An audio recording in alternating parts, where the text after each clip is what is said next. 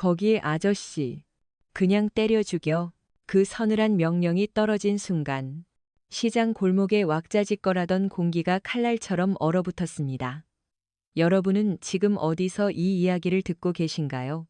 퇴근길에 소란스러운 지하철 안에서 혹은 하루의 피로를 풀며 편안한 소파에 기대어 듣고 계실지도 모르겠네요.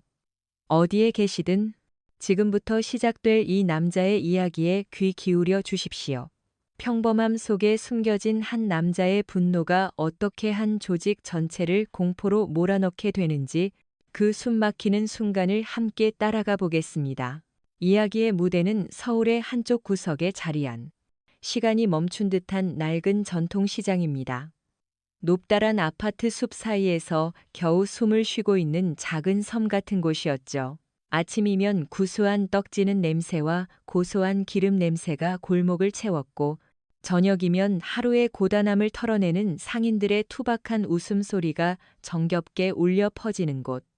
그 시장의 가장 후미진 골목, 사람들의 발길이 뜸한 곳에 고요 서점이라는 낡은 간판을 단 작은 책방이 있었습니다. 책방의 주인은 강민철 씨, 40 중반의 나이. 세상의 모든 풍파를 다 겪은 듯 무심한 표정에 약간은 살집이 있어 푸근해 보이는 인상의 남자였습니다. 그는 늘 낡은 나무 의자에 앉아 먼지 쌓인 책을 읽거나 조용히 창밖을 내다보는 것이 일과의 전부였죠. 그의 서점은 책을 파는 곳이라기보다 그가 세상과 거리를 두기 위해 만들어 놓은 작은 요새처럼 보였습니다. 그런 민철 씨에게 유일하게 말을 거는 사람이 있었습니다. 바로 서점 앞 작은 리어카에서 붕어빵과 떡볶이를 파는 김 할아버지였죠. 할아버지는 매일 아침이면 김이 모락모락 나는 붕어빵 몇 개를 들고 서점에 들러 민철 씨의 안부를 묻곤 했습니다. 강 사장, 오늘 날이 쌀쌀한데 이거라도 좀 먹고 하게. 그러면 민철 씨는 말없이 고개를 끄덕이며 붕어빵을 받아들고 대신 따뜻한 차 한 잔을 내어주는 것이 그들만의 아침 인사였습니다. 할아버지는 이 시장의 터첫 대감이었고 민철 씨에게는 유일한 이웃이자 친구였습니다. 그날도 여느 때와 같이 평화로운 오후였습니다. 민철 씨는 낡은 소설책의 책장을 넘기고 있었고 김 할아버지는 밀려드는 학생 손님들에게 떡볶이를 퍼주며 인자한 미소를 짓고 있었죠. 그 평화를 깨뜨린 것은 요란한 엔진 소리였습니다. 시장의 좁은 골목길과는 어울리지 않는 번쩍이는 검은색 외제차 한 대가 거칠게 멈춰 섰습니다. 차문이 열리고 명품으로 치장했지만 어딘지 모르게 천박한 기운이 흐르는 사내들이 내렸죠. 선두에 선 남자는 190cm는 좋게 넘어 보이는 거구에 망치라는 별명으로 불리는 자였습니다. 그의 뒤를 따르는 이들의 팔뚝에는 위협적인 문신이 가득했죠. 망치가 김 할아버지의 리어카로 성큼성큼 다가갔습니다. 시장 상인들은 그들의 등장을 보고 약속이라도 한 듯 슬금슬금 가게 안으로 몸을 숨겼습니다. 이미 이들이 어떤 자들인지 모두가 알고 있었기 때문이죠. 영감님, 장사 잘 되시나? 망치의 목소리는 비아냥거림으로 가득했습니다. 그는 떡볶이 냄비 뚜껑을 발로 툭 차서 바닥에 떨어뜨렸어요. 쨍그랑하는 소리와 함께 할아버지의 얼굴이 하얗게 굳었습니다. 아이고, 이게 무슨 짓인가? 무슨 짓이냐고.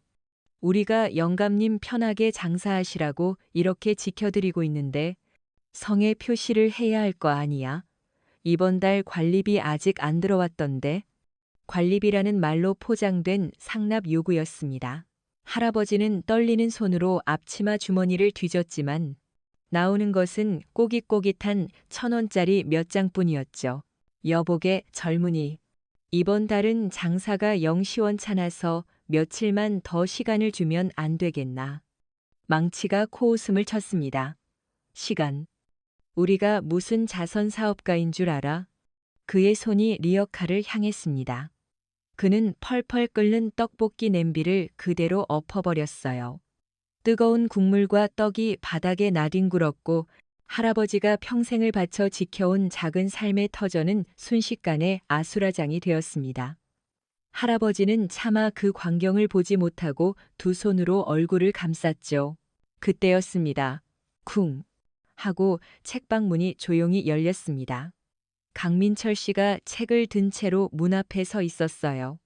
그의 표정에는 아무런 변화도 없었습니다. 그저 무심한 눈으로 망치 일행과 바닥에 엎어진 떡볶이를 번갈아 볼 뿐이었죠. 젊은이들, 그만하시죠. 목소리는 낮고 차분했습니다. 어르신 상대로 이게 무슨 짓입니까? 바닥에 쏟아진 건 제가 물어드릴 테니 이만 돌아가 주시죠. 망치가 고개를 돌려 민철 씨를 위아래로 훑어봤습니다. 후줄근한 스웨터 차림에 배 나온 중년 아저씨. 그의 눈에는 민철 씨가 그저 귀찮은 파리 한 마리 정도로 보였을 겁니다. 넌 또 뭐야? 이 영감 아들이라도 돼. 아저씨, 남의 일에 끼어드는 거 아니야. 다치기 싫으면 꺼져.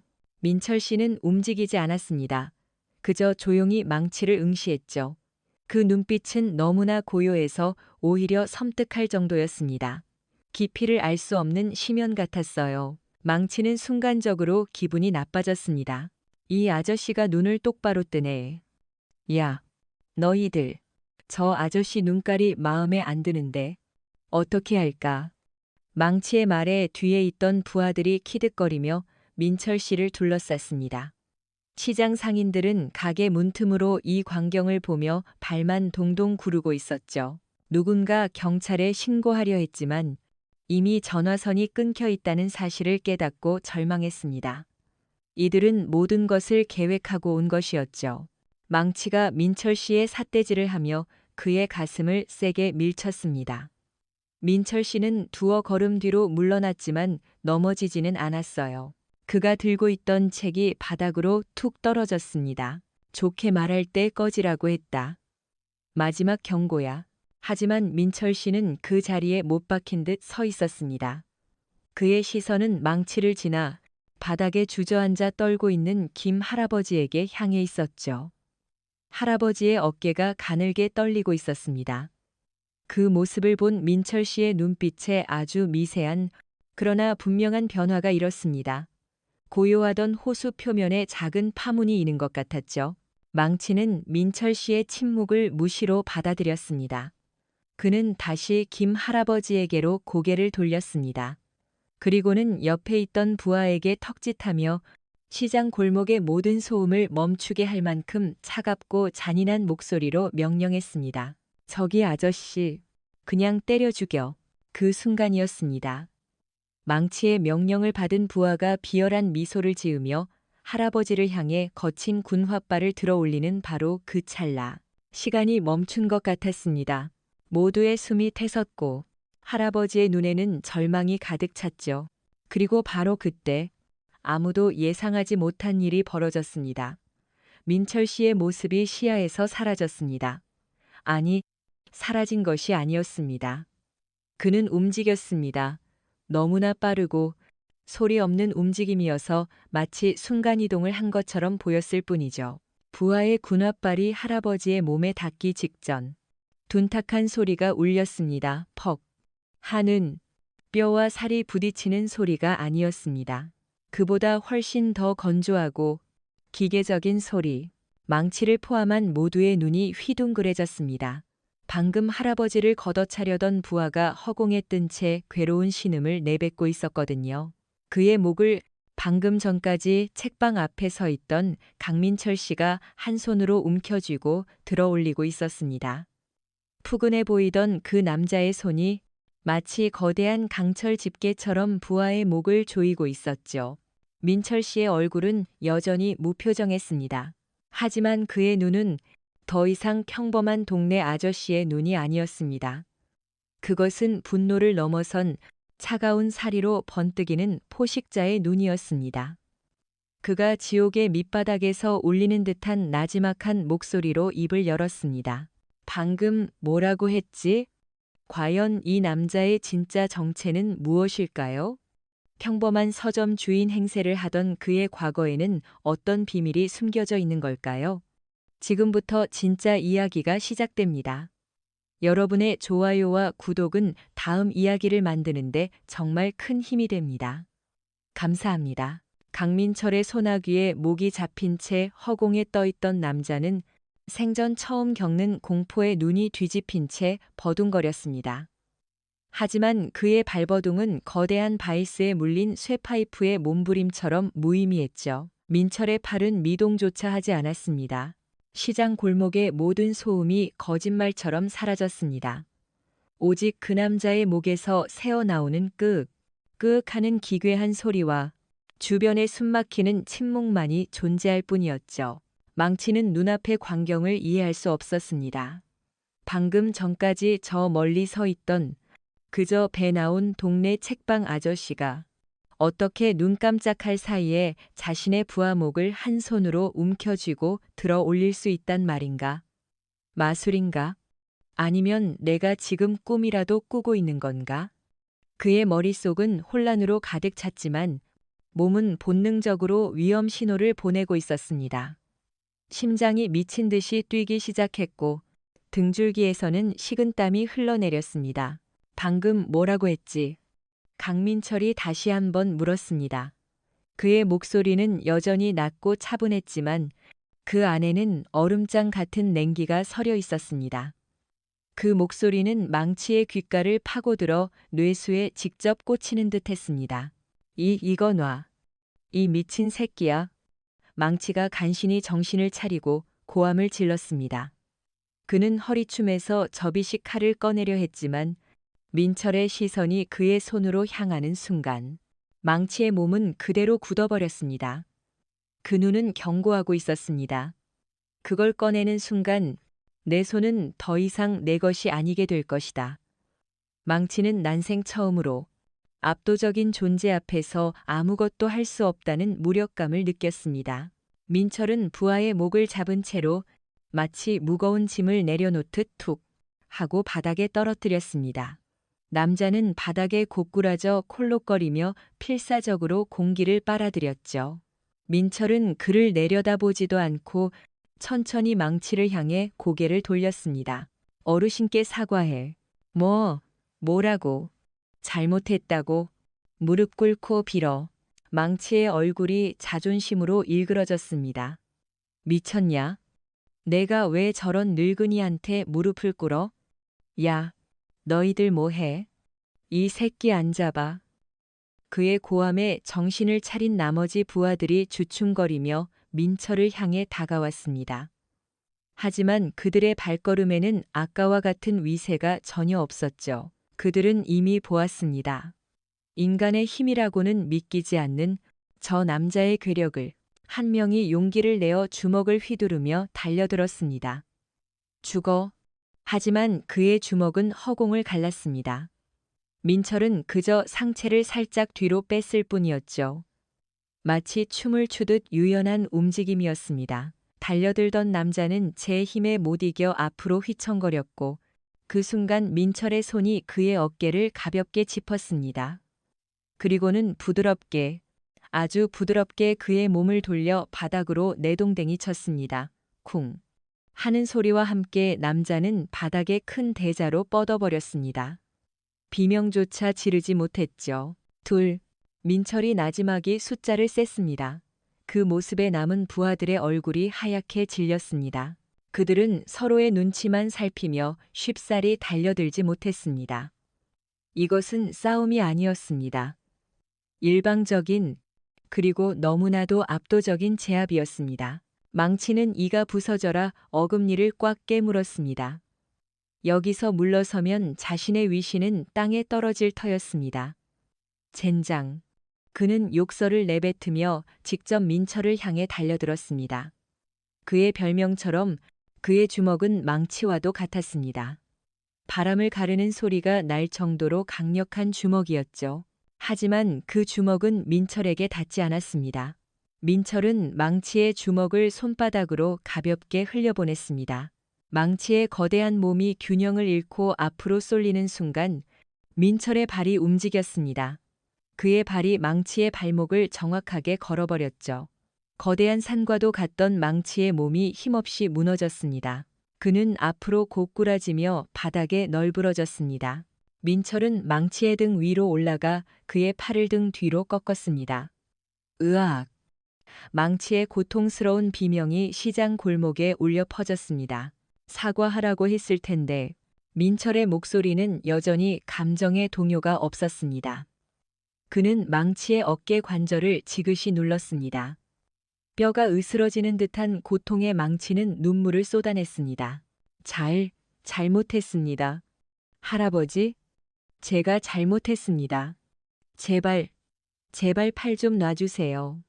망치의 처절한 외침에 김할아버지는 자신도 모르게 자리에서 일어났습니다.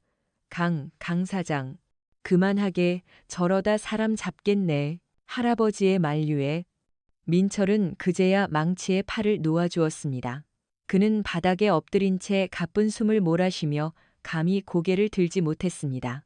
나머지 부하들은 이미 전의를 완전히 상실한 채 겁에 질린 눈으로 민철을 바라보고 있었죠. 민철은 천천히 몸을 일으켜 바닥에 떨어진 자신의 책을 주워들었습니다. 그리고는 먼지를 툭툭 털어냈죠.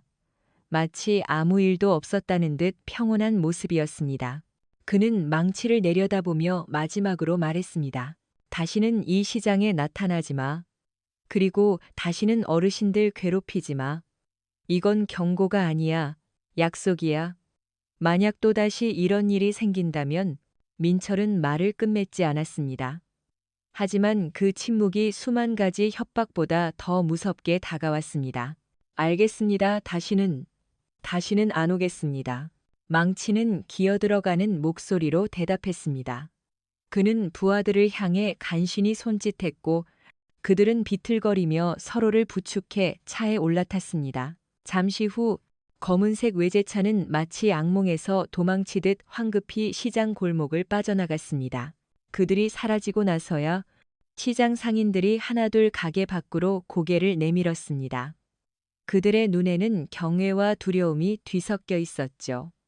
모두가 강민철을 바라보고 있었습니다. 그는 그저 묵묵히 김할아버지의 리어카를 일으켜 세우고 바닥에 흩어진 떡볶이를 치우고 있었을 뿐인데도 말이죠. 그날 밤 서울의 화려한 불빛이 내려다 보이는 강남의 한 펜트하우스. 최고급 가죽 소파에 앉아있던 젊은 남자가 전화를 받았습니다. 수화기 너머로 망치의 다급한 목소리가 들려왔습니다. 대표님, 죄송합니다. 일이 좀 꼬였습니다. 남자의 미간이 미세하게 찌푸려졌습니다. 그는 백호건설의 대표, 최진태였습니다. 그의 얼굴에는 부드러운 미소가 걸려 있었지만 눈빛만큼은 얼음처럼 차가웠죠. 망치, 자네답지 않게 왜 그러나? 고작 늙은이 하나 처리 못해서 쩔쩔매는 건가? 아닙니다. 대표님, 그게 아니라 이상한 놈이 하나 있었습니다. 괴물 같은 놈이.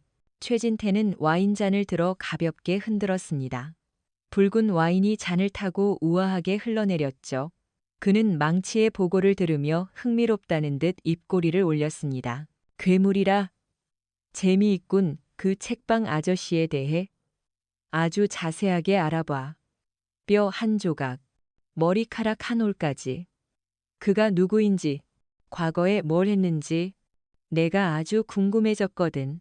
전화가 끊기고 최진태는 창밖의 야경을 바라보며 나지막이 중얼거렸습니다. 평화로운 시장 골목의 작은 책방 주인에게 거대한 악의 그림자가 조용히 드리워지고 있었습니다. 그 그림자는 그가 상상하는 것보다 훨씬 더 끈질기고 잔혹한 것이었죠. 최진태는 그런 사람이었습니다. 그의 사전에는 실패라는 단어가 존재하지 않았죠. 원하는 것이 있으면 수단과 방법을 가리지 않고 손에 넣었고 자신의 길을 가로막는 것은 무엇이든 가차없이 부숴버렸습니다. 그의 부드러운 미소와 세련된 매너 뒤에는 목표를 위해서라면 피도 눈물도 없는 냉혹한 사업가의 얼굴이 숨겨져 있었습니다. 낡은 전통시장을 밀어버리고 그 자리에 거대한 주상복합 건물을 올리는 것. 그것이 지금 그의 가장 큰 목표였습니다. 그리고 그 목표를 가로막는 아주 작은 돌멩이 하나가 나타난 것이죠. 강민철 45 고유 서점 운영, 가족관계 없음, 최종 학력 고졸, 과거 직업 기록 전무, 다음 날 아침, 최진태의 사무실 책상 위에는 강민철에 대한 보고서가 놓여 있었습니다. 그는 하룻밤 사이에 동원할 수 있는 모든 정보망을 이용해 민철의 뒷조사를 지시했습니다. 하지만 보고서의 내용은 허무할 정도로 텅 비어 있었습니다. 마치 유령의 이력서를 보는 것 같았죠. 이게 다야. 최진태가 보고서를 책상 위에 던지며 물었습니다. 그의 앞에 서 있던 비서는 식은땀을 흘리며 고개를 숙였습니다. 죄송합니다. 대표님. 동사무소 기록부터 시작해서 건강보험, 국민연금, 신용정보까지 모두 확인했지만 이게 전부입니다. 지난 10년간의 기록이 거의 없습니다. 마치 10년 전에 하늘에서 뚝 떨어진 사람 같습니다. 최진태는 턱을 새채 생각에 잠겼습니다. 이상했습니다. 너무나도 이상했죠. 평범한 사람이라면 살아온 흔적이 있기 마련입니다. 직장을 옮긴 기록, 월급을 받은 내역, 세금을 낸 증거. 하지만 강민철에게는 그 모든 것이 없었습니다. 그의 과거는 완벽한 공백이었습니다. 어제 망치가 당한 영상은 확보했습니다. 시장 입구 CCTV에 찍힌 영상입니다. 비서가 노트북을 돌려 영상을 재생했습니다. 화질이 좋지는 않았지만 당시의 상황을 파악하기에는 충분했죠. 영상 속에서 강민철은 망치와 그의 부하들을 너무나도 손쉽게 제압하고 있었습니다. 최진태는 눈을 가늘게 뜨고 그의 움직임 하나하나를 분석했습니다. 그것은 동네 조폭들의 막싸움과는 차원이 달랐습니다. 불필요한 동작이 전혀 없었죠. 최소한의 움직임으로 상대의 급소를 정확하게 가격하고 관절을 꺾어 무력화시키는 기술. 그것은 오직 살상과 제압을 위해 수없이 반복 훈련된 자만이 보여줄 수 있는 지독하게 효율적이고 치명적인 움직임이었습니다. 특수부대 출신인가? 가능성이 있습니다. 하지만 국방부 데이터베이스에도 그의 이름은 없었습니다. 저희 쪽 정보원 말로는 아예 기록 자체가 존재하지 않는 비밀 요원일 수도 있다고 합니다. 비밀 요원, 최진태가 헛웃음을 터뜨렸습니다. 대한민국에 그런 사람이 아직도 남아있단 말인가? 낡은 시장 골목에서 헌책이나 파는 전직 비밀 요원이라 영화를 너무 많이 본 거 아닌가? 비아냥거리는 말투와는 달리 그의 눈빛은 그 어느 때보다 진지했습니다. 상대가 누구인지 모른다는 것. 그것이 최진태를 가장 거슬리게 만들었습니다. 그는 예측 불가능한 변수를 싫어했습니다. 모든 것이 그의 통제 아래에 있어야 직성이 풀렸죠. 망치는 어디 있나? 병원에 있습니다. 어깨 관절이 탈구되고 인대가 늘어났다고 합니다. 전치 6주 진단이 나왔습니다. 고작 책방 아저씨한테 전치 6주라. 최진태는 자리에서 일어나 창가로 걸어갔습니다. 그의 사무실에서는 서울의 스카이라인이 한눈에 들어왔죠. 그는 저 멀리 점처럼 보이는 낡은 시장 쪽을 내려다보았습니다. 대표님, 어떻게 처리할까요? 인력을 더 동원해서 서점을 아예 밀어버릴까요? 아니, 최진태가 고개를 저었습니다. 그런 무식한 방법은 하수들이나 쓰는 거야. 상대가 누구인지도 모르는데 정면으로 부딪히는 건 어리석은 짓이지. 그는 잠시 생각하더니 입가에 차가운 미소를 지었습니다. 그 남자가 지키고 싶어 하는 게 뭐라고 생각하나? 시장 상인들, 특히 그 떡볶이 파는 늙은이 아닐까요? 정답이야. 최진태가 몸을 돌렸습니다.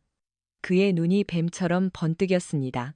사자를 잡고 싶으면 사자가 지키는 새끼 양부터 건드리는 거야.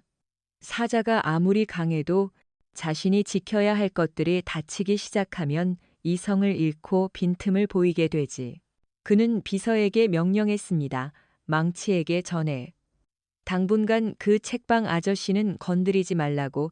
대신 시장의 다른 상인들을 하나씩 괴롭혀. 아주 교묘하고 잔인하게.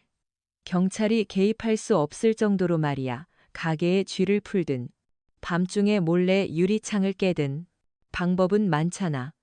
시장 전체가 공포에 떨게 만들어 사람들이 그 책방 아저씨를 원망하게 만들란 말이야. 당신 때문에 우리가 이렇게 고통받는다고 소리치게 만들어. 그것은 지독하게 악랄한 계획이었습니다. 강민철을 직접 공격하는 것이 아니라 그의 주변을 무너뜨려 그를 고립시키고 정신적으로 압박하려는 것이었죠.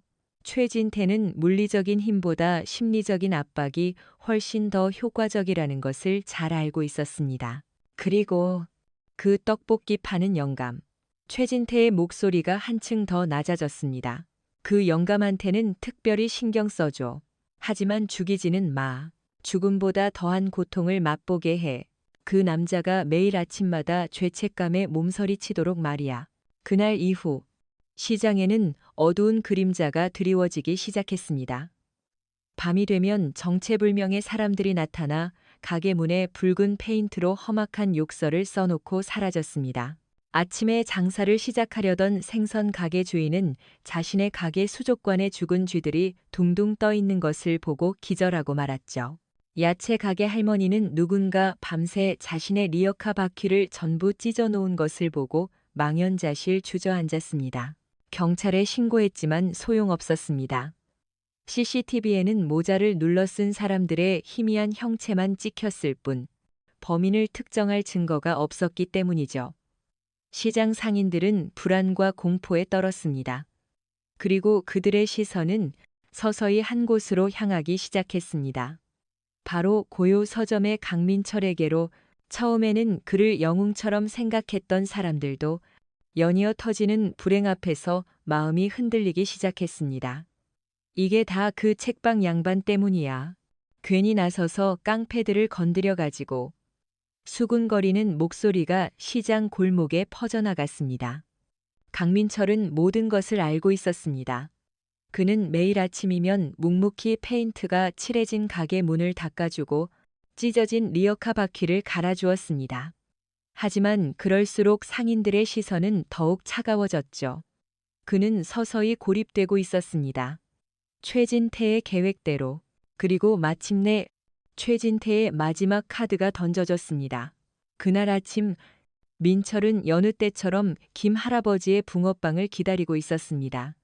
하지만 할아버지는 나타나지 않았습니다. 불길한 예감에 휩싸인 민철이 할아버지의 리어카로 달려갔을 때 그는 처참한 광경을 마주해야 했습니다. 할아버지의 리어카는 산산조각이 나 있었고 그 옆에서 할아버지가 피를 흘린 채 쓰러져 있었습니다. 다리가 부자연스러운 각도로 꺾여 있었죠. 할아버지는 의식은 있었지만 고통에 찬 눈으로 민철을 바라보며 간신히 입을 열었습니다. 강 사장, 도망가게. 자네를 노리는 거야. 민철은 부서진 리어카 옆에 흩어진 붕어빵들을 보았습니다. 그것들은 할아버지의 따뜻한 마음이었습니다. 그리고 지금 그 마음은 차가운 아스팔트 바닥 위에서 무참히 짓밟혀 있었습니다. 민철이 떨리는 손으로 할아버지의 손을 잡았습니다. 그의 몸 전체에서 아주 오랫동안 잠들어 있던 무언가가 깨어나고 있었습니다. 그것은 단순한 분노가 아니었습니다. 모든 것을 파괴하고 모든 것을 불태워버릴 것 같은 차갑고 고요한 사례였습니다. 그의 눈빛은 더 이상 평범한 서점 주인의 것이 아니었습니다. 그는 잠에서 깨어난 맹수였습니다. 그리고 그 맹수는 자신의 영역을 침범하고 가족을 건드린 사냥감을 향한 피해 복수를 다짐하고 있었습니다. 구급차의 날카로운 사이렌 소리가 낡은 시장 골목의 새벽 공기를 갈랐습니다. 강민철은 구급대원들이 김 할아버지를 들것에 싣는 모습을 멍하니 바라보고 있었죠. 할아버지의 창백한 얼굴과 고통스러운 신음소리가 그의 뇌리에 비수처럼 박혔습니다. 그의 손에는 아직 할아버지의 온기가 남아 있었지만 그 온기 너머로 차가운 분노가 혈관을 타고 온몸으로 퍼져나가고 있었습니다. 환자분, 다리 골절이 심합니다. 병원으로 빨리 이송해야 합니다. 구급대원의 다급한 목소리를 들으며 민철은 부서진 리어카 옆에 흩어진 붕어빵 조각들을 주워 담았습니다. 아직 온기가 남아있는 붕어빵에서는 달콤한 팥 냄새 대신 비릿한 피 냄새가 섞여 나는 듯했습니다.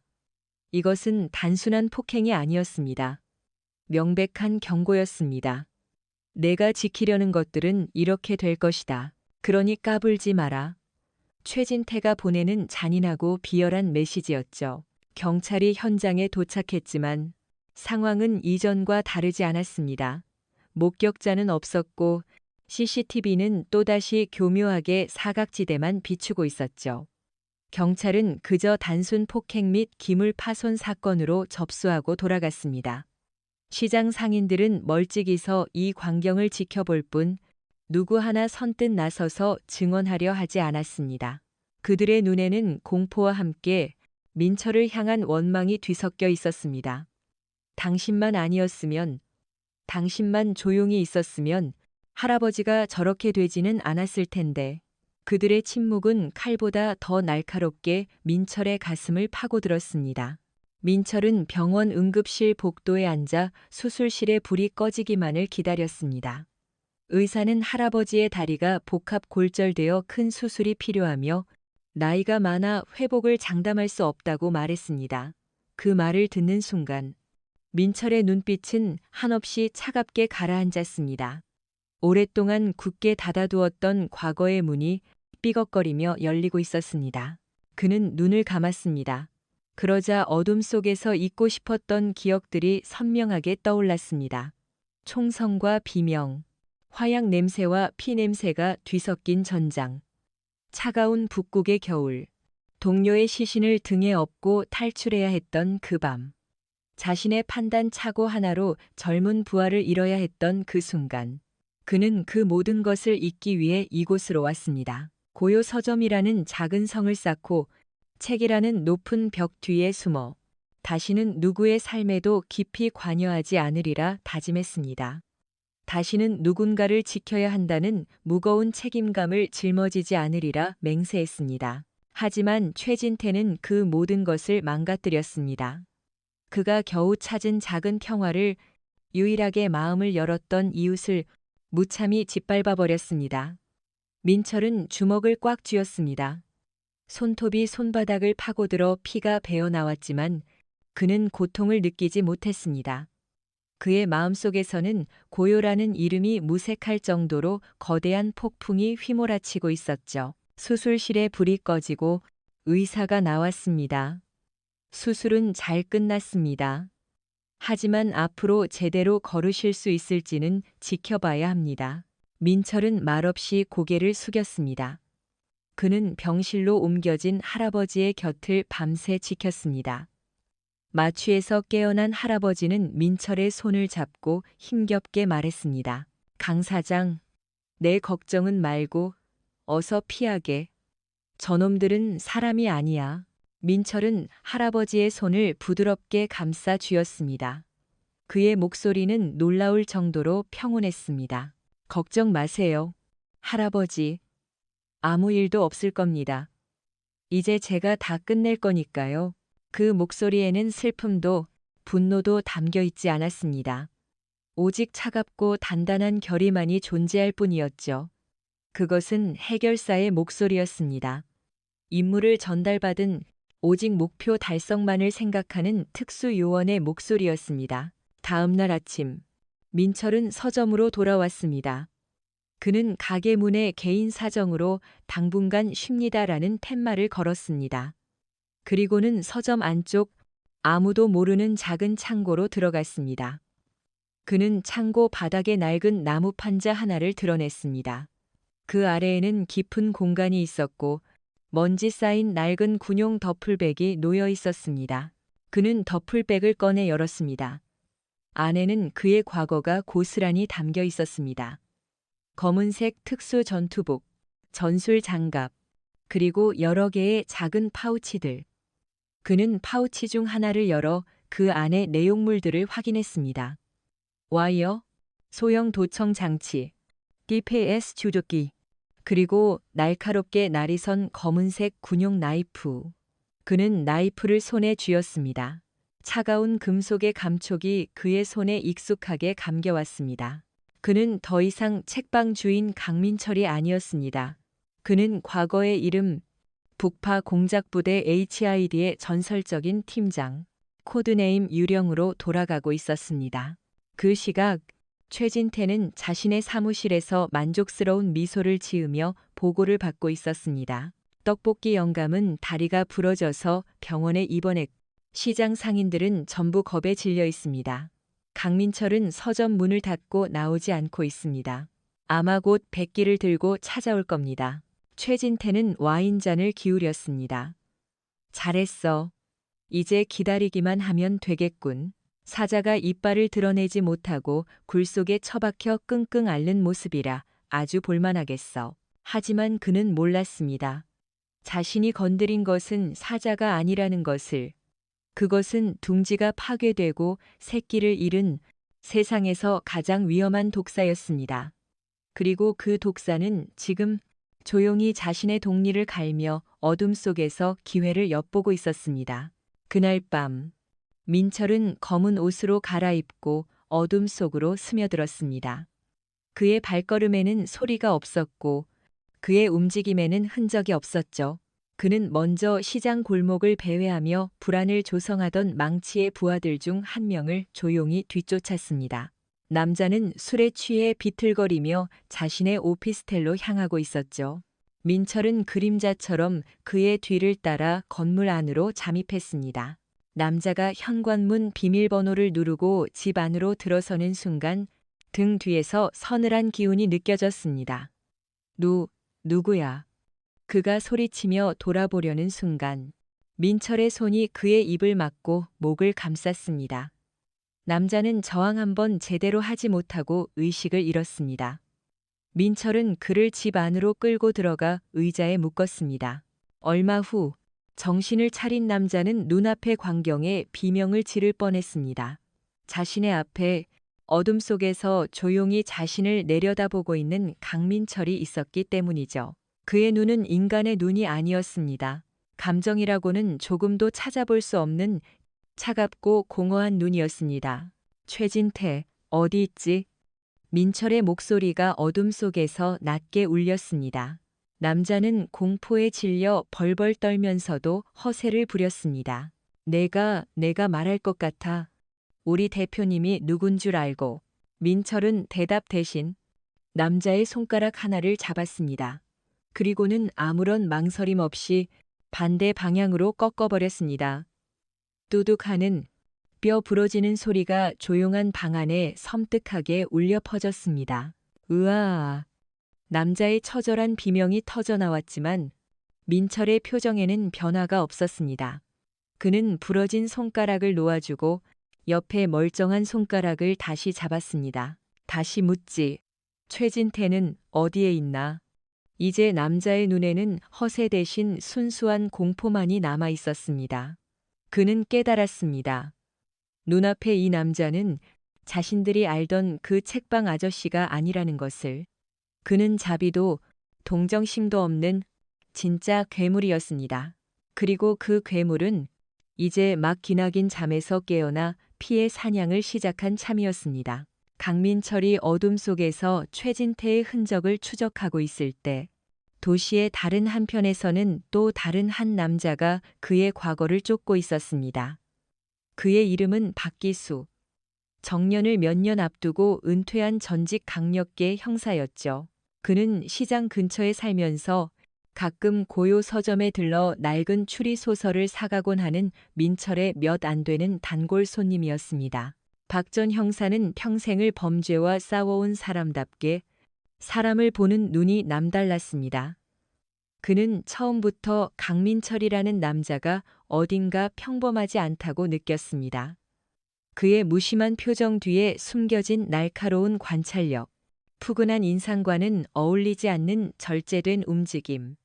그리고 무엇보다 그의 눈은 모든 것을 꿰뚫어 보는 듯한 깊이를 가지고 있었습니다.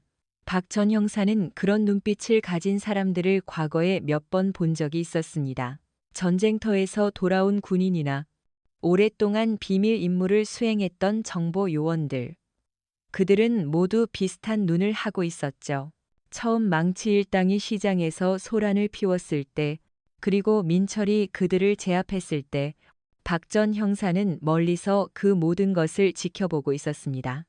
그는 민철의 움직임에 감탄을 금치 못했죠. 그것은 단순히 싸움을 잘하는 수준이 아니었습니다. 상대의 공격을 예측하고 최소한의 힘으로 급소를 무력화시키는 완벽하게 계산된 기술이었습니다. 저건 분명 군대식 특수 격투술인데 그것도 아주 상위 레벨이야. 그는 속으로 그렇게 생각했습니다. 그리고 김 할아버지가 습격당한 날 아침. 그는 현장에 가장 먼저 도착한 사람 중 하나였습니다.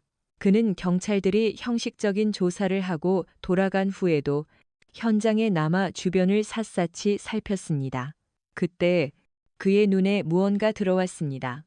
시장 골목 구석, 쓰레기통 옆에 아주 작은 금속 조각 하나가 떨어져 있었던 것이죠. 그것은 소형 녹음기의 마이크 부분이었습니다. 너무나 작아서 아무도 신경 쓰지 않았지만 박 전 형사의 예리한 눈은 그것을 놓치지 않았습니다. 그는 조심스럽게 그것을 주워 손수건에 쌌습니다. 범인들이 남긴 것일까?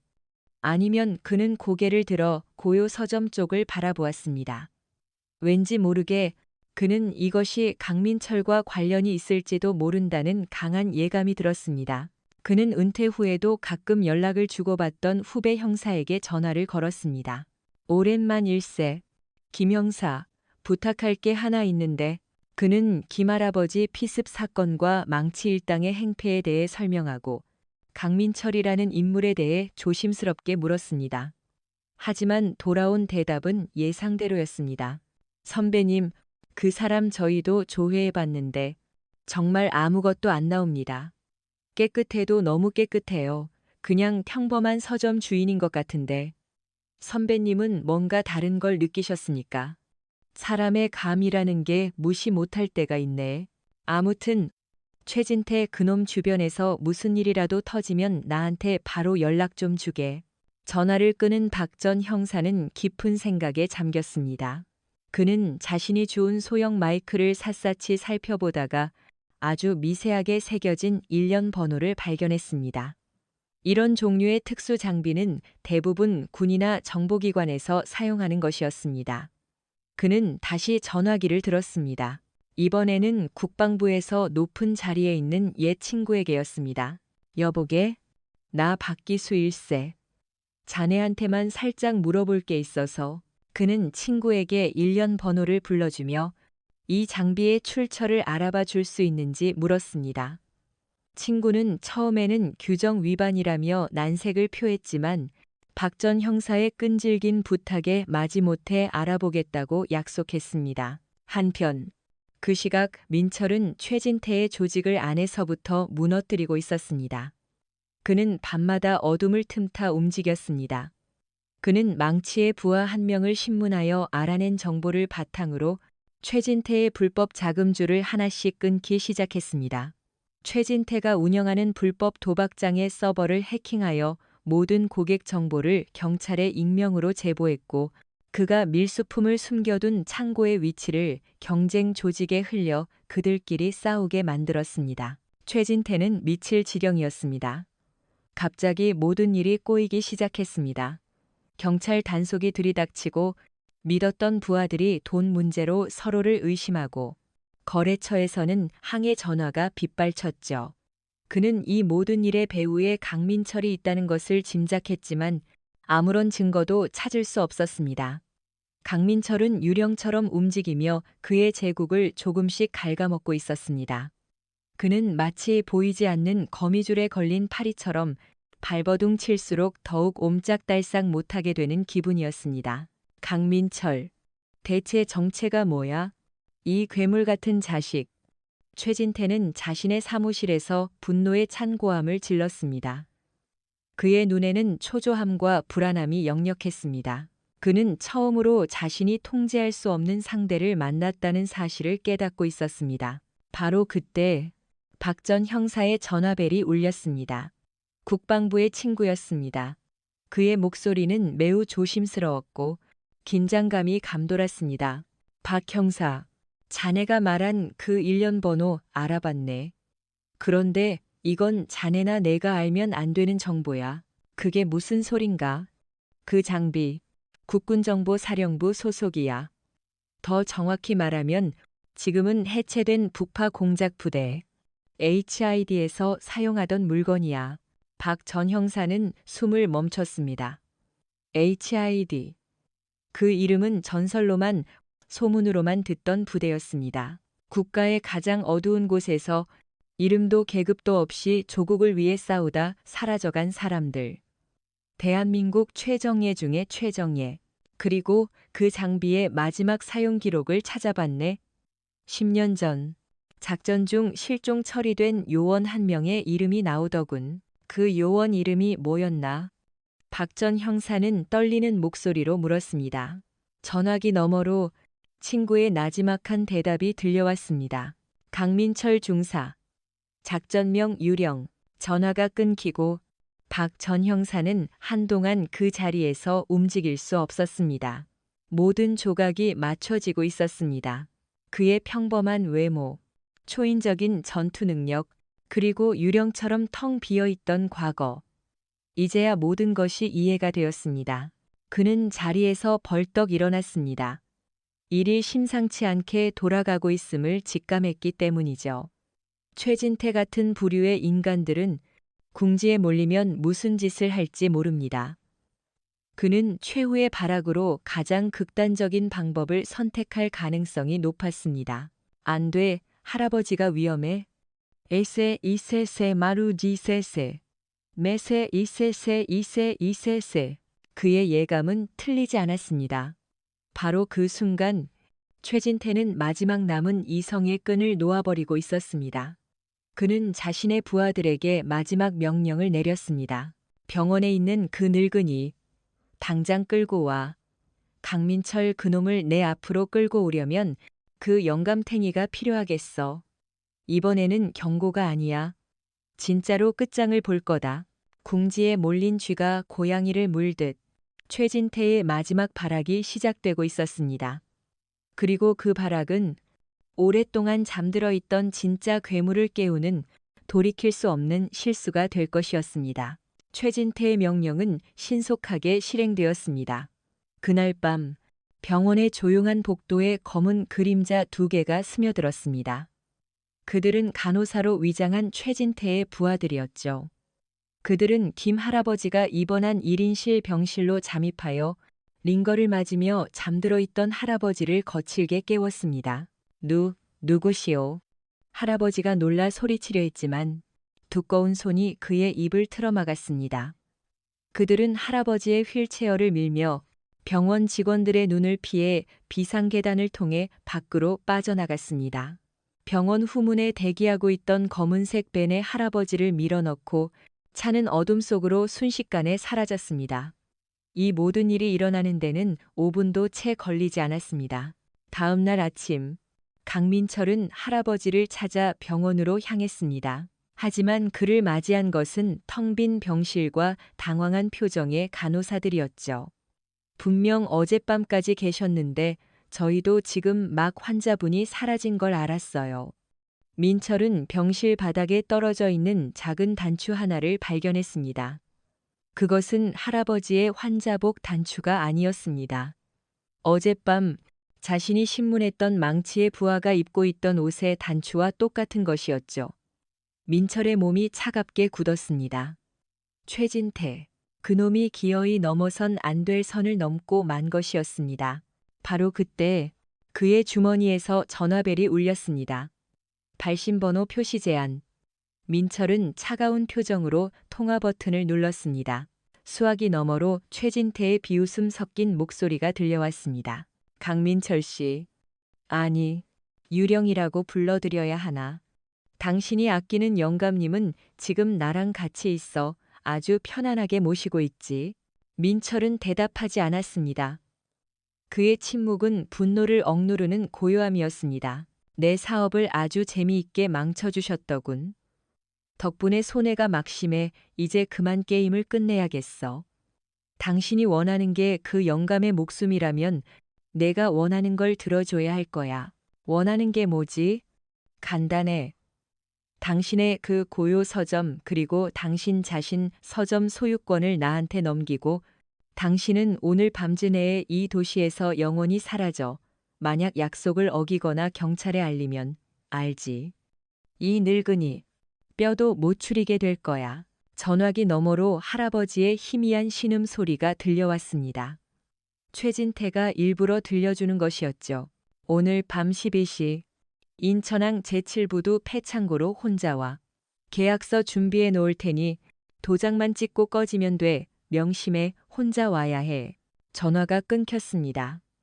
민철은 전화기를 든 채 그 자리에 서 있었습니다. 그의 주변 공기가 얼어붙는 듯 했습니다. 그의 눈빛은 더 이상 분노나 슬픔을 담고 있지 않았습니다. 그것은 모든 감정이 사라진 오직 목표만을 바라보는 사냥꾼의 눈빛이었습니다. 그는 더 이상 망설이지 않았습니다. 최진태는 그에게 선택지를 준 것이 아니었습니다. 전쟁을 선포한 것이었죠. 그리고 민철은 그 전쟁을 받아들이기로 했습니다. 그는 서점으로 돌아왔습니다. 그리고는 굳게 닫혀있던 가게 문을 활짝 열었습니다. 하지만 그는 책을 정리하지 않았습니다. 대신 그는 자신의 과거를 정리하기 시작했습니다. 그는 서점 구석에 있던 낡은 금고를 열었습니다. 그 안에는 책 몇 권과 낡은 사진 한 장이 들어 있었죠. 군복을 입은 젊은 시절의 자신과 환하게 웃고 있는 동료들의 사진이었습니다. 그는 사진을 한참 동안 바라보다가 라이터로 불을 붙였습니다.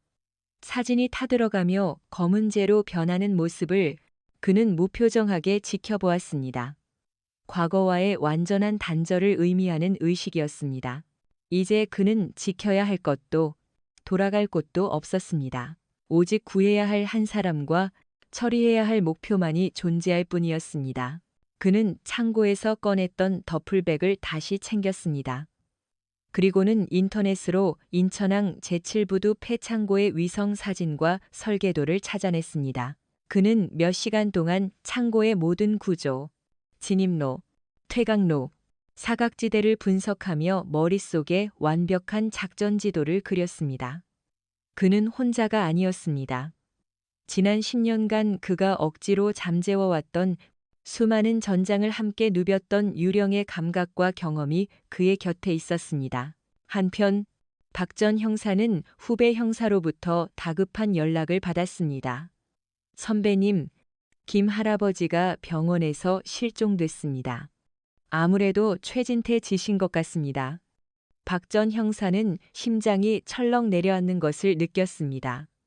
강민철 씨는 그분은 어디 있나?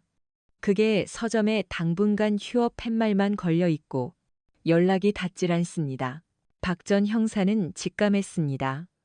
강민철이 혼자 움직이기 시작했다는 것을. 전설적인 북파 공작원이 자신의 유일한 가족과도 같았던 노인을 구하기 위해 적의 심장부로 향하고 있다는 것을. 김 형사, 지금 당장 최진태의 위치를 추적하게. 그리고 절대 섣불리 움직이지 마.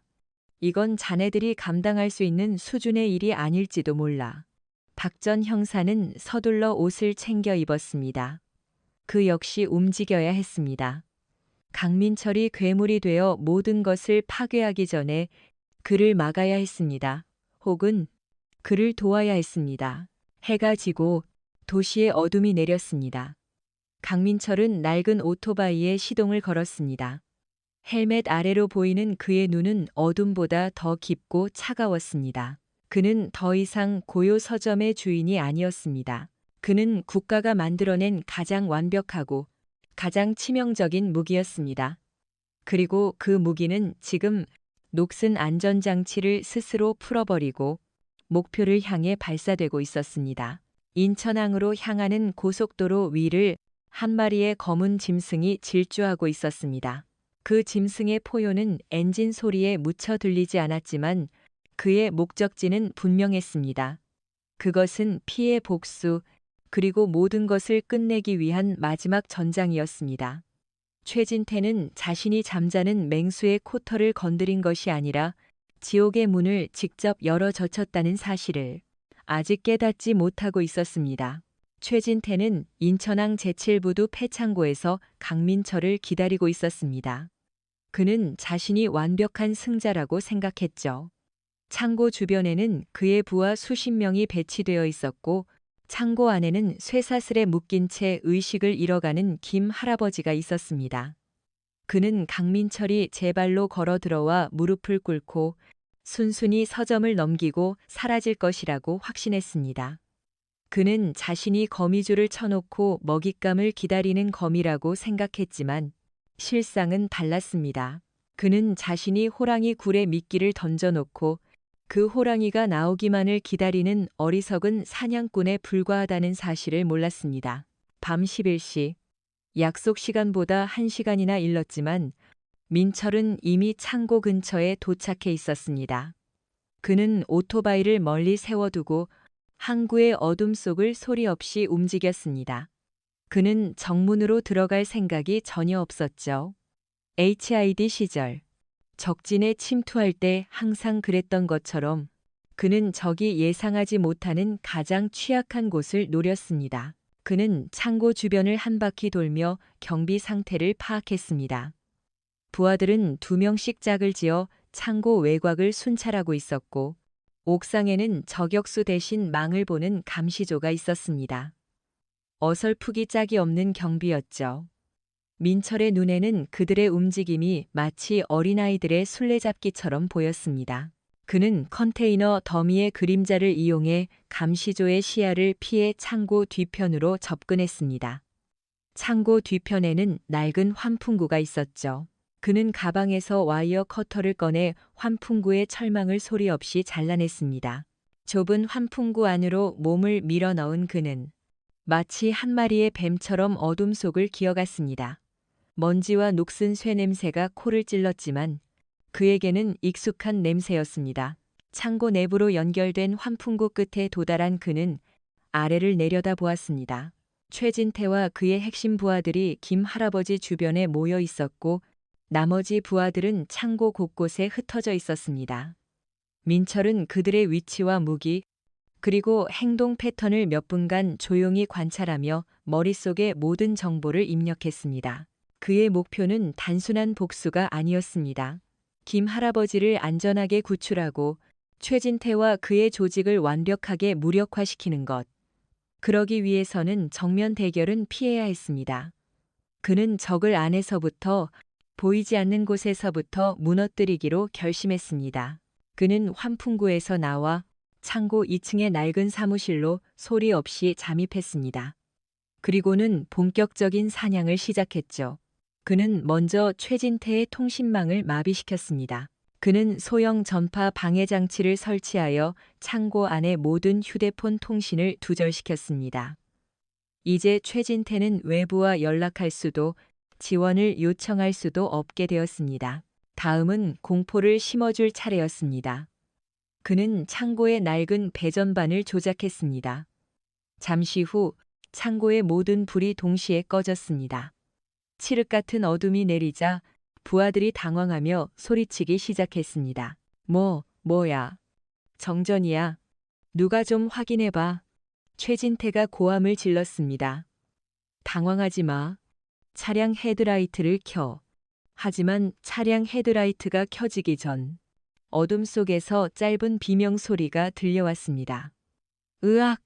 불이 다시 켜졌을 때 창고 입구를 지키던 부하 2명이 사라져 있었습니다. 그들이 있던 자리에는 핏자국 대신 그들의 신발만이 나란히 놓여 있었죠. 부하들의 얼굴에 공포가 번지기 시작했습니다. 사라졌어. 어디로 간 거야? 민철은 그들을 어둠 속으로 끌고 들어가 소리 없이 제압한 뒤 컨테이너 뒤에 숨겨둔 것이었습니다. 그는 다시 불을 껐습니다. 또다시 어둠이 찾아오고 잠시 후 다시 비명 소리가 들렸습니다. 불이 켜지자 이번에는 창고 반대편을 지키던 부하 2명이 사라져 있었습니다. 이것이 몇 번 반복되자 창고 안은 극심한 공포와 혼란에 휩싸였습니다. 부하들은 보이지 않는 적에게 하나씩 사냥당하고 있었습니다. 그들은 서로를 의심하기 시작했고 겁에 질려 흩어지기 시작했죠. 최진태는 분노에 차 소리쳤지만 그의 통제력은 이미 사라지고 있었습니다. 거기 누구야? 당장 나와. 이 비겁한 새끼야. 그의 외침에 대답하는 것은 천장에서 떨어져 그의 발밑에 툭 하고 떨어진 소형 도청 장치였습니다. 민철이 그에게 보내는 메시지였죠. 나는 너의 모든 것을 듣고 보고 있다. 최진태는 공포에 질려 주변을 둘러보았습니다. 그는 깨달았습니다. 이곳은 더 이상 자신의 통제하에 있는 안전한 장소가 아니었습니다. 이곳은 자신을 사냥하기 위해 정교하게 설계된 거대한 덫이었습니다. 그리고 자신은 그 덫에 걸린 어리석은 짐승에 불과했습니다. 그는 남은 부하들을 자신의 곁으로 불러 모았습니다. 하지만 그의 곁에는 이제 망치를 포함한 핵심 인력 대여섯 명밖에 남아있지 않았습니다. 나머지는 모두 어둠 속으로 사라진 뒤였죠. 대표님, 우리 그냥 여기서 나가는 게 망치가 떨리는 목소리로 말했습니다. 하지만 최진태는 고개를 저었습니다. 나가면 끝이야. 여기서 그놈을 잡아야 해. 바로 그때 창고의 거대한 스피커에서 노이즈가 섞인 소리가 흘러나왔습니다. 그것은 강민철의 목소리였습니다. 그는 2층 사무실의 방송 장비를 이용하고 있었죠. 최진태, 게임은 이제 시작이야. 목소리는 창고 전체에 음산하게 울려 퍼졌습니다. 내가 그토록 원하던 유령이 지금 너와 함께 있어. 내 부하들은 이제 없어. 이제 너 혼자야. 닥쳐. 어디 숨어서 짓거리는 거야. 남자답게 나와서 붙어. 나는 너와 싸우러 온 게 아니야. 심판하러 왔지. 민철의 목소리가 끝나자 창고 2층에서 작은 불꽃이 튀며 최진태가 불법으로 모아둔 밀수 유류품 상자에 불이 붙기 시작했습니다. 불길은 순식간에 번져나갔고 창고 안은 아수라장이 되었습니다. 불이야. 불이야. 남은 부하들은 공포에 질려 출구를 향해 달려갔지만 출구는 이미 민철이 밖에서 용접기로 봉쇄해버린 뒤였습니다. 최진태는 타오르는 불길과 피어오르는 검은 연기 속에서 망연자실 서 있었습니다. 그는 자신의 제국이, 자신의 모든 것이 단 한 사람에 의해 하룻밤 사이에 잿더미로 변하는 것을 지켜보고 있었습니다. 그는 그제야 깨달았습니다. 자신이 상대하고 있는 것은 인간이 아니라는 것을, 그것은 이름 그대로 모든 것을 파괴하고 흔적도 없이 사라지는 무자비한 유령이었습니다. 그리고 그 유령의 심판은 아직 끝나지 않았습니다. 폐창고가 불길과 혼란에 휩싸여 있을 때 박 전 형사는 어둠이 내린 도시를 가로질러 달리고 있었습니다. 그의 낡은 차는 비명을 지르듯 엔진을 울렸지만 그의 마음은 차보다 더 다급했죠. 그는 후배 형사로부터 최진태의 마지막 행적이 인천항 근처에서 끊겼다는 정보를 입수했습니다. 그리고 그의 머릿속에는 국방부 친구가 말해준 HID와 유령이라는 단어가 계속 맴돌고 있었습니다. 너무 늦으면 안 돼. 그는 강민철이 어떤 사람인지 어렴풋이 짐작할 수 있었습니다.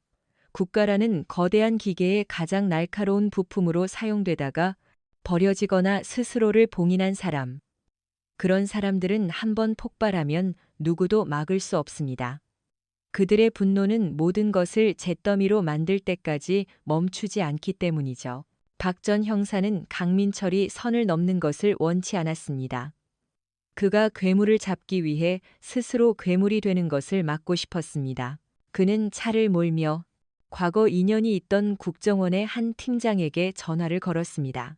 위험한 도박이었지만 지금은 지푸라기라도 잡아야 하는 심정이었습니다. 팀장님, 저 박기수입니다. 기억하십니까?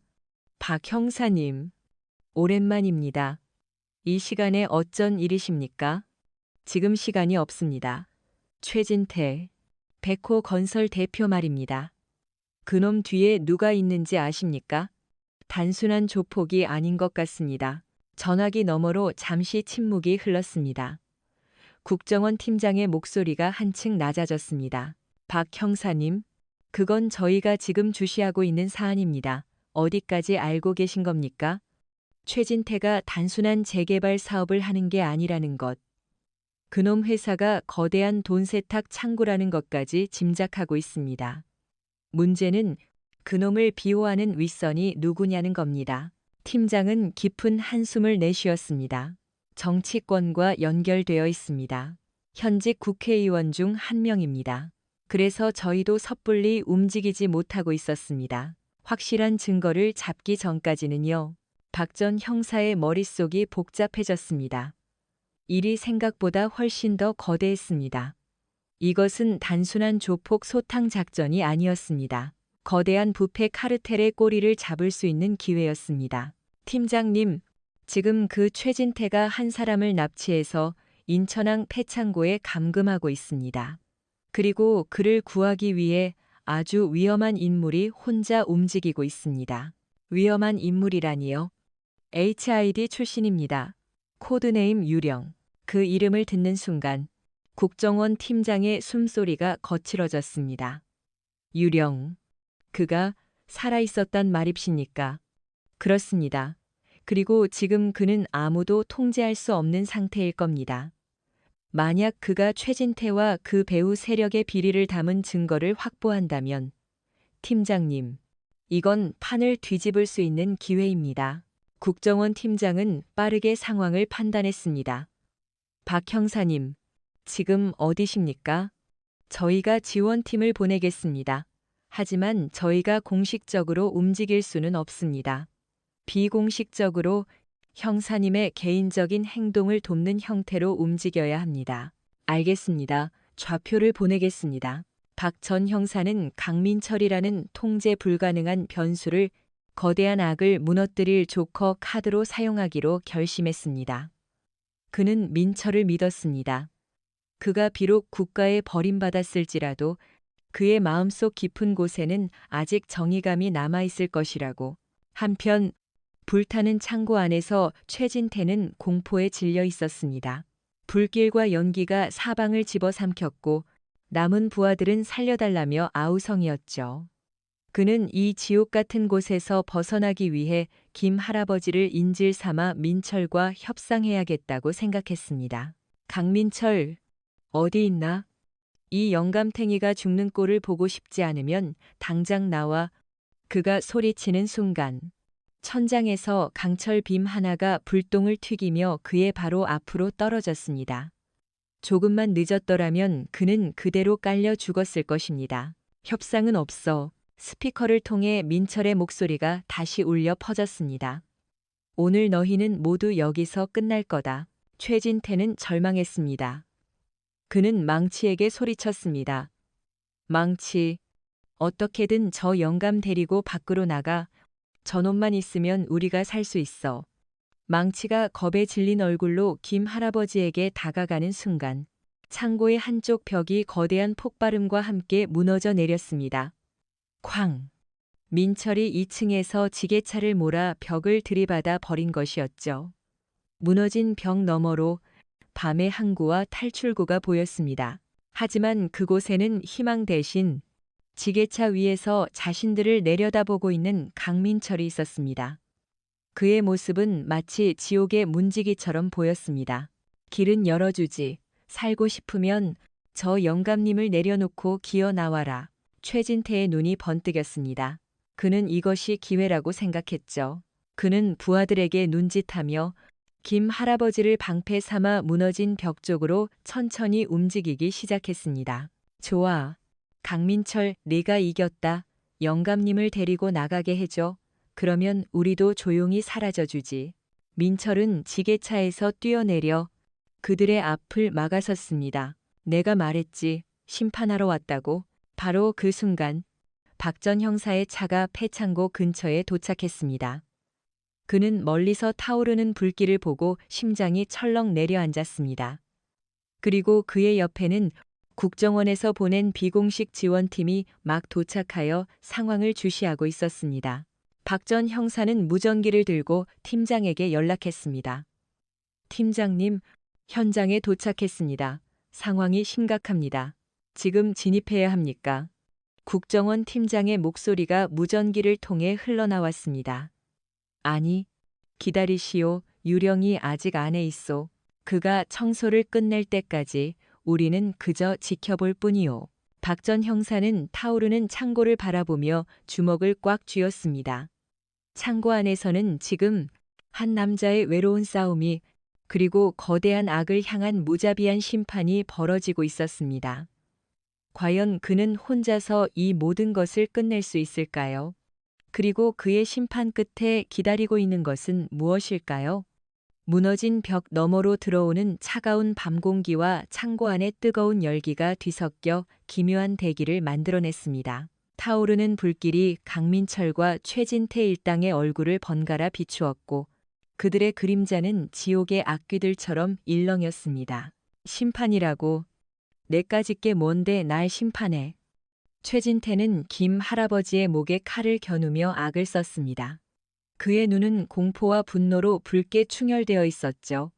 그는 이것이 자신의 유일한 살 길이라고 생각했습니다. 더 이상 다가오지 마.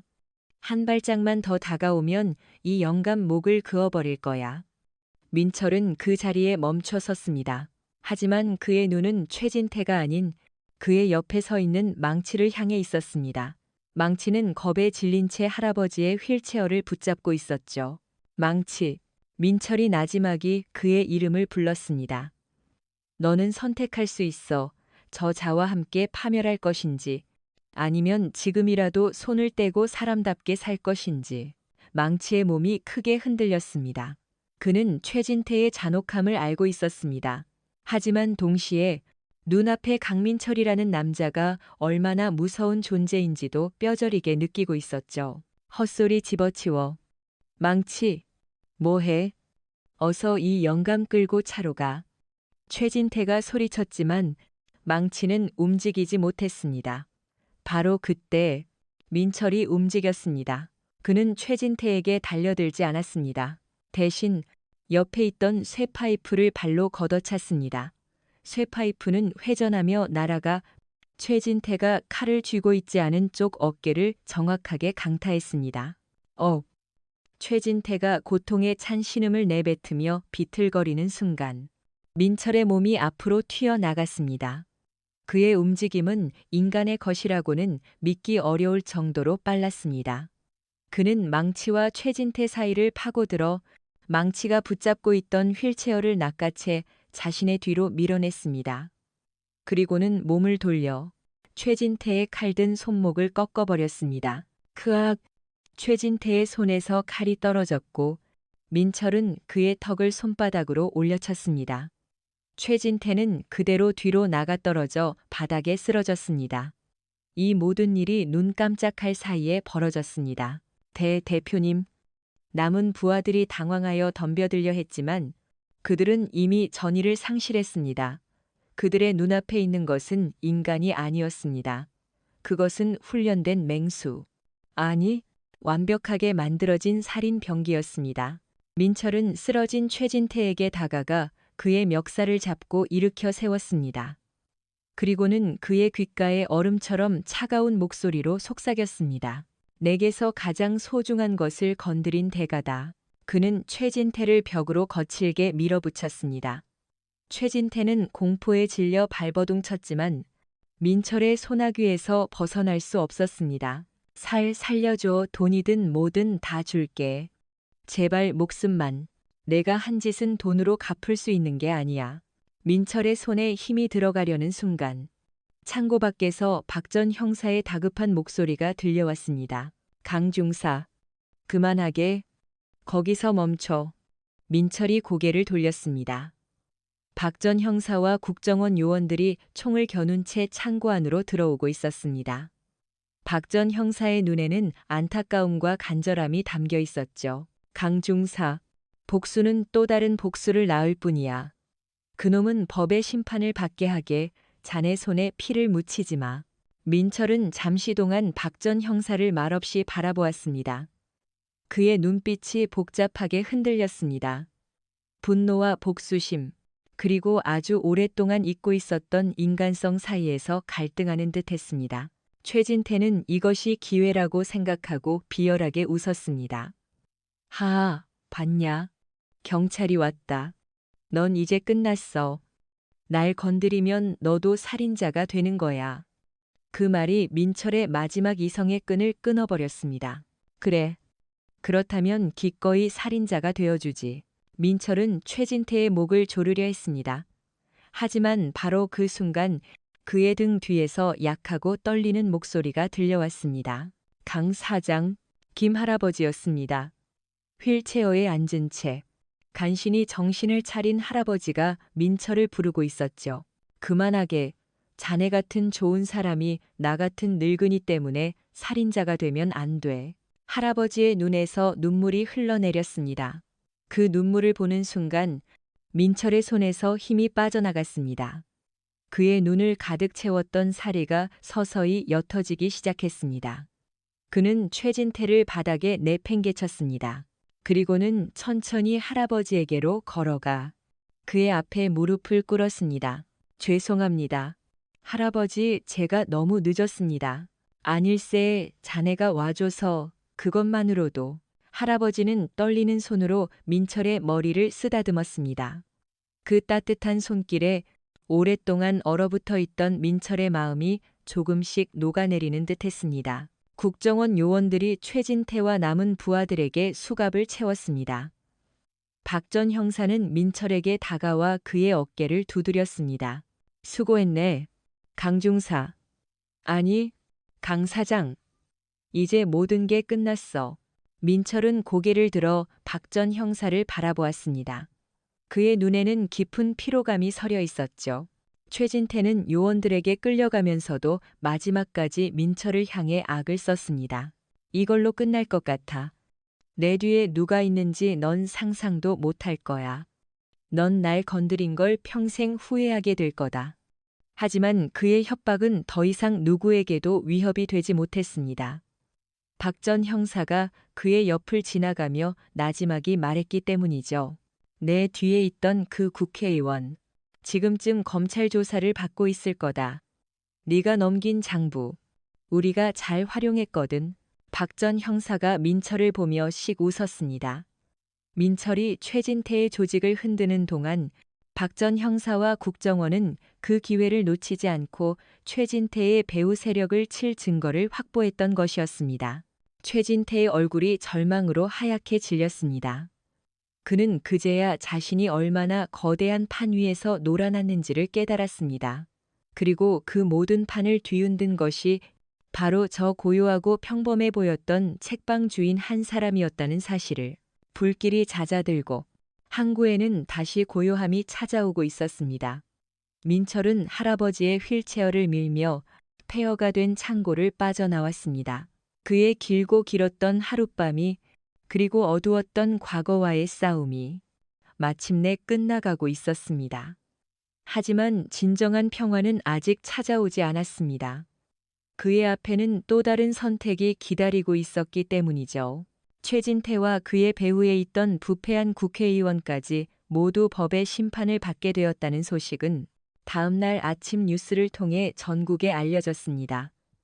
거대한 비리 카르텔이 무너진 사건의 중심에 내부 고발자의 결정적인 제보가 있었다고 보도되었지만 그 누구도 그 제보자가 낡은 시장 골목의 평범한 책방 주인이라고는 상상하지 못했죠. 사건이 마무리되고 며칠 후 강민철은 다시 고요 서점의 문을 열었습니다. 그는 마치 아무 일도 없었다는 듯 다시 낡은 의자에 앉아 책을 읽기 시작했습니다. 하지만 시장의 풍경은 예전과 달라져 있었습니다. 상인들은 더 이상 그를 피하거나 수군거리지 않았습니다. 대신 그의 서점 앞을 지나갈 때마다 말없이 고개를 숙여 감사를 표하거나 가게에서 가장 좋은 과일이나 떡을 슬며시 문 앞에 놓고 가곤 했습니다. 그들의 눈에는 더 이상 원망이나 두려움이 없었습니다. 그 자리에는 깊은 존경과 감사가 자리 잡고 있었죠. 퇴원한 김 할아버지는 휠체어에 의지해야 했지만 예전보다 훨씬 더 밝은 얼굴로 다시 붕어빵을 굽기 시작했습니다. 시장 상인들이 십시일반 돈을 모아 새 리어카를 선물해 주었기 때문이죠. 할아버지는 매일 아침 가장 먼저 구운 붕어빵을 들고 민철의 서점을 찾았습니다.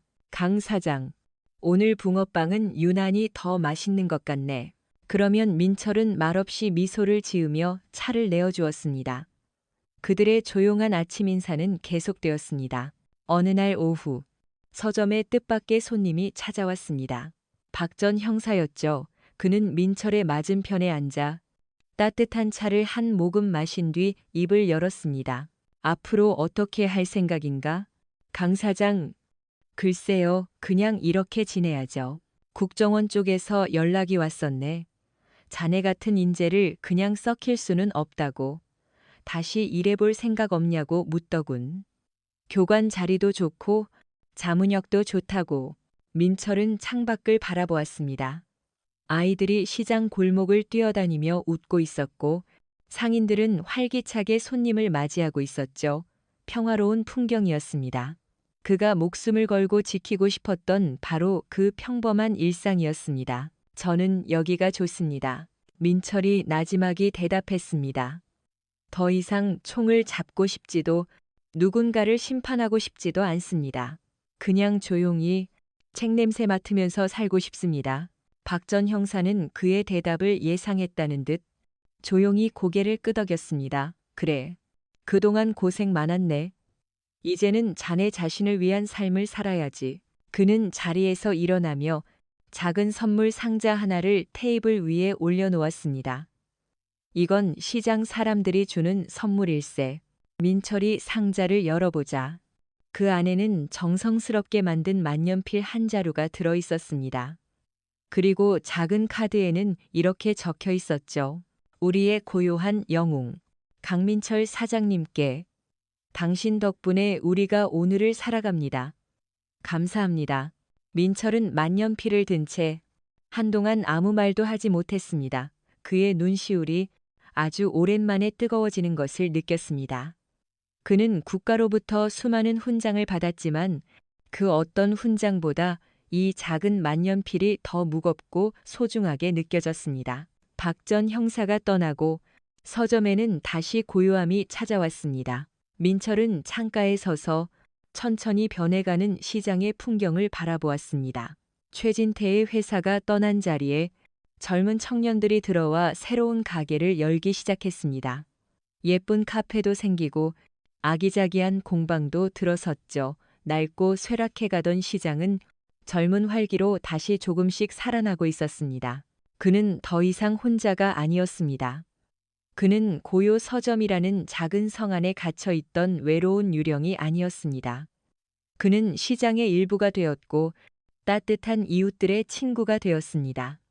그는 여전히 말수가 적고 무심한 표정이었지만 이제 그의 눈빛에는 과거의 그늘 대신 잔잔한 평화와 온기가 담겨 있었습니다. 저녁이 되어 서점 문을 닫으려는데 문 앞에서 망설이고 있는 한 청년을 발견했습니다. 한때 망치라고 불렸던 남자였습니다. 그는 예전의 위압적인 모습은 온데간데 없이 어색한 표정으로 서 있었죠. 저 사장님, 무슨 일이지?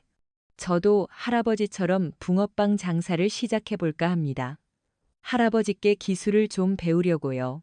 여기서 장사해도 괜찮을까요? 그는 민철이 허락하지 않을까봐 두려워하는 눈치였습니다. 민철은 그를 잠시 바라보다가 나지막이 말했습니다. 붕어빵이 맛있으면 나도 사 먹으러 가지. 그것이 민철이 해줄 수 있는 가장 큰 격려이자 용서였습니다. 청년의 얼굴에 환한 미소가 번졌습니다. 그는 민철을 향해 허리를 깊이 숙여 인사하고는 희망에 찬 발걸음으로 돌아섰습니다. 민철은 밤하늘을 올려다보았습니다. 별들이 총총히 빛나고 있었죠. 그는 깨달았습니다. 진정한 힘은 누군가를 파괴하는 것이 아니라 누군가에게 다시 일어설 기회를 주는 것에 있다는 것을. 그리고 진정한 평화는 모든 싸움이 끝난 자리가 아니라 용서와 이해가 시작되는 자리에 깃든다는 것을. 그는 고요 서점에 불을 껐습니다. 어둠 속에서 그는 더 이상 외롭지 않았습니다. 그의 마음속에는 이제 책과 사람들의 온기가 가득 차 있었기 때문입니다. 때로는 가장 평범한 곳에 가장 위대한 영웅이 숨어 있고 가장 고요한 사람의 분노가 세상을 바꾸기도 합니다. 그리고 그 모든 폭풍이 지나간 자리에 비로소 진정한 고요가 찾아오는 법입니다. 강민철이라는 한 남자의 이야기를 끝까지 함께 해주신 여러분. 감사합니다. 우리는 그의 여정을 따라가며 때로는 분노의 주먹을 쥐었고 때로는 그의 압도적인 힘의 통쾌함을 느꼈으며 마지막에는 그의 선택에 가슴 따뜻한 울림을 얻었습니다. 하지만 이 이야기는 단순히 악을 응징하는 시원한 사이다의 쾌감에서 끝나지 않습니다. 그 안에는 오늘을 살아가는 우리 모두의 삶에 깊은 질문을 던지는 묵직한 가치와 교훈이 담겨 있습니다. 우리가 이야기에서 가장 먼저 마주하게 되는 것은 진정한 강함이란 무엇인가에 대한 고찰입니다. 최진태와 그의 무리들은 자신들의 힘을 과시하고 폭력을 행사하는 것을 강함이라고 믿었습니다. 그들은 더 크고 더 시끄럽고 더 위협적인 목소리를 내는 것이 상대를 굴복시키는 방법이라고 생각했죠. 하지만 강민철은 달랐습니다. 그의 힘은 침묵 속에 있었습니다. 그는 소리치지 않았고 먼저 주먹을 휘두르지도 않았으며 자신의 능력을 과시하지도 않았습니다. 그의 강함은 힘을 사용하는 능력이 아니라 그 힘을 사용하지 않고도 상대를 제압할 수 있는 깊은 내면의 힘, 즉 절제력에서 나왔습니다. 이는 우리 삶에도 중요한 메시지를 던집니다. 우리는 종종 목소리를 높이고 자신의 주장을 강하게 내세우고 타인을 이기는 것을 강하다고 착각하며 살아갑니다. 하지만 진정한 강자는 논쟁에서 이기는 사람이 아니라 그 논쟁을 지혜롭게 피하거나 더 나은 방향으로 이끌어갈 수 있는 사람입니다. 자신의 감정을 통제하고 불필요한 충돌 앞에서 한 걸음 물러설 줄 아는 용기. 그것이야말로 일상을 살아가는 우리에게 필요한 진짜 강함이 아닐까요? 강민철은 자신의 힘을 약자를 짓밟는 데 사용하지 않고 오직 그들을 지키기 위해 최후의 순간에만 사용했습니다. 그의 모습은 우리에게 힘의 올바른 사용법에 대해 다시 한번 생각하게 만듭니다. 또한 이 이야기는 한 사람의 작은 용기가 주변을 어떻게 변화시키는지를 보여줍니다. 처음 시장 상인들은 공포에 질려 침묵했습니다. 그것은 비겁해서가 아니라 그들이 평범한 소시민이었기 때문입니다. 그들에게는 자신과 가족의 생계가 걸려 있었고 거대한 폭력 앞에서 침묵하는 것은 어쩌면 가장 현실적인 생존 방법이었을 겁니다. 하지만 강민철이라는 한 사람이 침묵을 깨고 일어서자 그 작은 균열은 점차 번져나갔습니다. 박기수 전 형사는 의심의 끈을 놓지 않고 진실을 추적했고 결국 시장 상인들 모두가 용기를 내어 한 목소리를 내기 시작했습니다. 우리 역시 살아가면서 수많은 부조리와 불의를 마주합니다. 나 하나쯤이야 하는 생각으로 혹은 보복이 두려워 외면하고 지나칠 때가 많습니다. 하지만 이 이야기는 우리에게 말합니다. 당신의 작은 용기 하나가, 당신이 내미는 작은 손길 하나가 절망에 빠진 누군가에게는 희망의 불씨가 될 수 있고 거대한 악의 둑을 무너뜨리는 첫 번째 균열이 될 수 있다고 말입니다. 세상을 바꾸는 것은 거창한 영웅의 서사가 아니라 이름 없는 보통 사람들의 용기가 모여 만들어내는 선한 영향력의 파동입니다. 이야기의 가장 큰 울림은 아이러니하게도 그의 파괴적인 힘이 아니라 모든 것이 끝난 뒤에 보여준 그의 선택, 즉 복수가 아닌 용서와 두 번째 기회에서 나옵니다. 그는 자신을 위협했던 망치가 새로운 삶을 시작하려는 것을 막지 않았습니다. 오히려 붕어빵이 맛있으면 나도 사 먹으러 가지라는 말로 그의 새로운 출발을 묵묵히 응원해 주었죠. 이는 폭력의 고리를 끊는 가장 위대한 방법이 무엇인지를 보여줍니다. 악을 악으로 갚는 것은 끝없는 증오의 연쇄를 낳을 뿐입니다. 하지만 한 사람을 변화시키고 그가 과거의 잘못을 뉘우치고 새로운 삶을 살도록 기회를 주는 것은 단순히 한 사람을 구하는 것을 넘어 우리 사회 전체를 더 건강하게 만드는 일입니다. 이 이야기는 우리 사회에 던지는 교육적인 질문과도 같습니다. 우리는 과연 실패한 사람에게, 잘못을 저지른 사람에게 두 번째 기회를 줄 준비가 되어 있는가? 우리는 그들이 다시 일어설 수 있도록 손을 내밀어 줄 수 있는가?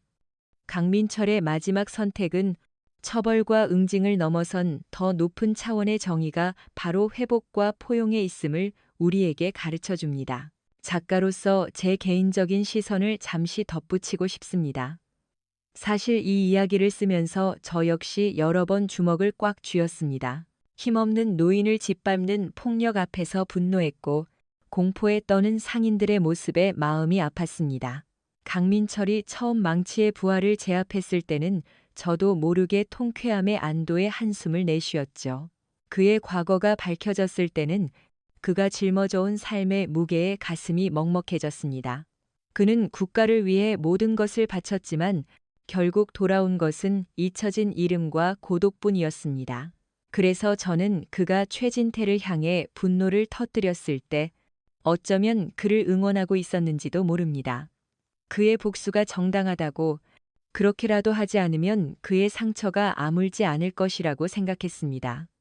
하지만 이야기는 제 예상을 벗어났습니다. 그는 복수의 화신이 되는 길을 선택하지 않았습니다. 대신 그는 자신을 희생하여 더 큰 악의 고리를 끊어냈죠. 그는 심판자가 되었지만 처형자가 되지는 않았습니다. 그 마지막 선을 지키는 모습에서 저는 깊은 감동을 받았습니다. 그는 괴물을 잡기 위해 괴물이 되지 않는 법을 알고 있었습니다. 그의 선택은 저에게 진정한 승리가 무엇인지 다시 한번 생각하게 만들었습니다. 그것은 상대를 파괴하는 것이 아니라 나 자신을 지켜내는 것이었습니다. 어떤 상황에서도 인간이기를 포기하지 않는 것. 그것이 그의 진짜 힘이었습니다. 우리는 모두 강민철처럼 초인적인 힘을 가지고 있지는 않습니다. 하지만 우리에게는 그가 가진 것보다 더 중요한 것이 있습니다. 바로 공감하는 마음과 올바른 것을 선택하려는 의지입니다. 그 마음과 의지가 모일 때 우리 역시 누군가의 삶의 작은 영웅이 될 수 있습니다. 우리 모두의 마음 속에 강민철과 같은 고요한 힘이 잠들어 있다는 믿음. 그것이 제가 이 이야기를 통해 가장 전하고 싶었던 메시지입니다. 오늘 이야기에 대한 여러분의 생각은 어떠신가요? 여러분의 삶 속에서 불의에 맞섰던 작은 용기의 순간이 있으셨나요? 혹은 여러분의 삶에 따뜻한 위로와 두 번째 기회를 주었던 강민철 같은 사람은 누구였나요? 따뜻한 댓글로 여러분의 소중한 이야기를 들려주세요. 여러분의 이야기가 또 다른 누군가에게 큰 힘과 용기가 될 수 있습니다. 그리고 구독과 좋아요를 통해 저희 채널에 힘을 실어주시면 앞으로도 이렇게 더 깊은 울림과 삶의 지혜를 주는 이야기로 여러분께 보답하겠습니다. 감사합니다.